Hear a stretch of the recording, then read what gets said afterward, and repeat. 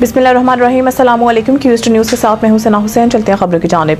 अलमरवान welfare foundation की जानिब से ज़िला मर्दान में बच्चों में सर्दी, मलबूसात और कुरान मजीद के नुस्खे तकसीम। पेशावर से सैयद ताहिर शाह की रिपोर्ट के मुताबिक अलमरवान वेलफेयर फाउंडेशन की जानिब से फलाही खिदमात का सिलसिला जारी है। इसी सिलसिला में ज़िला मर्दान में एक अहम तकरीब का इनेकाद किया गया, जिसमें मुख्तलिफ मदारिस के बच्चों में सर्दी के मलबूसात तकसीम किए गए। तकरीब का तमाम फाउंडेशन के मुंतज़िम मौलाना दाऊद साहब की ज़ेर निगरानी किया गया। तकरीब में सर्द मौसम के पेश नज़र बच्चों को गर्म कपड़े फराहम किए गए ताकि वो मौसम की शिद्दत से महफूज रह सकें। इसके अलावा बच्चों में कायदे और कुरान मजीद के नुस्खे भी अतिया किए गए, जो कि फाउंडेशन के दीन इस्लाम की खिदमत और तालीम कुरान के फ़रोग़ के अज़म की अक्कासी करता है। इस मौके पर मौलाना दाऊद साहिब ने खिताब करते हुए कहा कि अलमरवान वेलफेयर फाउंडेशन हमेशा माशरे के महरूम तबकों की मदद के लिए पेश है।